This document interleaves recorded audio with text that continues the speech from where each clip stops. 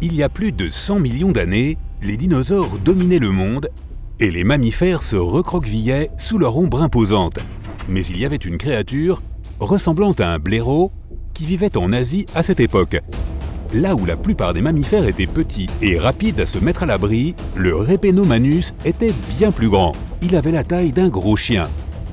Les chercheurs pensent que cette créature n'était pas très rapide, car elle avait des pattes courtes. Mais c'était sûrement un carnivore, et étonnamment, des restes de dinosaures ont été trouvés dans son estomac fossilisé. Il s'avère que les mammifères évoluaient déjà pour rivaliser avec les énormes reptiles, et le Répénomanus a été l'un des premiers à les chasser au lieu d'être chassé. On ne sait pas encore si le blaireau géant était un chasseur ou un charognard, mais il était assez gros pour être les deux à la fois. Puis il y a l'Opabinia. Elle était relativement petite, mais elle n'avait pas un ni deux, mais 5 yeux. L'Opabinia avait l'air si étrange que lorsque les scientifiques l'ont reconstituée en 1972, ils ont d'abord éclaté de rire. L'Opabinia avait une bouche en forme de trompe qu'elle utilisait pour pêcher dans la boue pour se nourrir. Mais comme elle n'avait pas de dents, elle ne mangeait probablement que des aliments mous. Voici maintenant l'oiseau de la terreur, un grand oiseau carnivore qui semble sortir d'un film d'horreur. Il avait un bec pointu qui avait la force d'un marteau de forgeron, ce qui n'était pas une bonne nouvelle pour ses proies. L'oiseau de la terreur était l'un des prédateurs les plus dangereux d'Amérique du Sud à l'époque. Il était incapable de voler, mais il courait très vite. La seule façon de le semer était de prendre des virages serrés, car il ne pouvait courir rapidement qu'en ligne droite.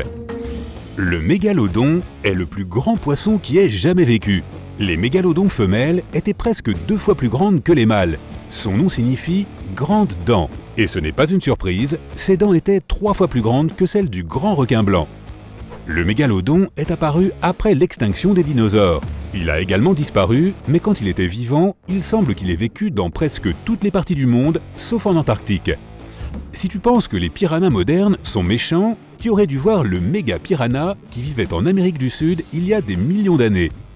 Il était aussi grand qu'un golden retriever et pesait autant qu'un cocker anglais adulte. La mâchoire du méga piranha pouvait exercer une force atteignant jusqu'à 50 fois son propre poids. En proportion, c'est plus puissant que la morsure du T-Rex. Il y avait des lions en Amérique du Nord qui ont disparu il y a environ 13 000 ans, à peu près à la même époque que l'extinction des mammouths. Ces lions étaient presque 25% plus grands que ceux d'aujourd'hui. Des fossiles de ces anciens lions, ainsi que de nombreuses autres créatures intéressantes, ont été découverts dans les La Brea Tar Pits à Los Angeles.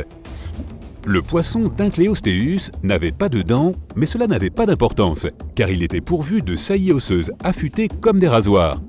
Il pouvait attraper sa proie en ouvrant et en fermant sa bouche en à peine 50 millisecondes.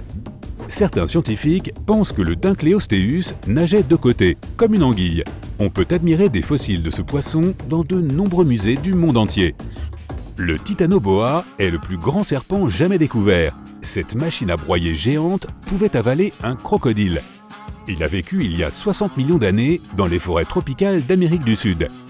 Il ressemblait à un boa constricteur, mais se comportait comme un anaconda aquatique. Bien que le Titanoboa ait aujourd'hui disparu, les gens le trouvent toujours fascinant. Il en existe une réplique à l'échelle réelle dans le centre de Manhattan. Le monstre de Tully a vécu il y a 300 millions d'années, mais les chercheurs n'ont appris son existence qu'il y a environ 60 ans. D'après ce que l'on sait, il avait un corps mou en forme de torpille et des nageoires verticales. Le monstre de Tully était l'une des créatures les plus bizarres qui soient, et les scientifiques n'arrivaient pas à savoir ce que c'était. D'abord, ils ont pensé que c'était une sorte de ver, puis une espèce de calmar. Désormais, ils affirment que c'est ce qui se rapproche le plus de la lamproie, qui est un poisson parasite. Le plus grand membre de la famille canine était l'épicion, aujourd'hui disparu. Le terme épicion signifie plus qu'un chien, et il l'était certainement. Il était aussi grand qu'un lion et pesait tout autant, et son énorme crâne avait la forme de celui d'un lion. L'épicion pouvait soit poursuivre ses proies, soit chercher de la nourriture, mais il mangeait de tout, des rhinocéros aux chevaux. Il n'y avait pas de quoi se réjouir si jamais tu tombais sur un smilodon, mais ne t'inquiète pas, il s'est éteint il y a de nombreuses années. Ce tigre à dents de sabre a vécu dans les forêts d'Amérique du Nord et du Sud jusqu'à il y a 10 000 ans. Le smilodon avait une force impressionnante dans le haut du corps. qui lui permettait d'aplatir ses proies contre le sol. C'était une mauvaise nouvelle pour tous les mammifères de sa région, car il aimait particulièrement manger du bison et du chameau au petit déjeuner. Le Jaekelopterus était un scorpion géant vivant en Allemagne il y a 400 millions d'années. Il mesurait plus de 2 mètres et c'est le plus grand arthropode jamais découvert. Sa griffe fossilisée, récemment découverte, est plus longue qu'un pain de mie. Le Jaekelopterus est aussi appelé scorpion de mer, mais il préférait vivre dans les rivières et les lacs. Ce n'était pas un mangeur difficile, et il avalait des poissons et d'autres animaux aquatiques plus petits que lui. Même les plus petits spécimens de sa propre espèce n'étaient pas en sécurité quand les plus grands se trouvaient dans les parages. L'un des plus grands insectes volants de tous les temps était le Meganeuropsis. Il ressemblait à une libellule, mais son envergure était incroyablement grande. Ces insectes sont probablement devenus si gros parce qu'il y avait plus d'oxygène dans l'atmosphère à leur époque, ce qui a stimulé leur croissance. Le Meganeuropsis vivait en Amérique du Nord à l'époque préhistorique. Il était si grand et si affamé que son régime alimentaire comprenait de petits lézards et de jeunes amphibiens.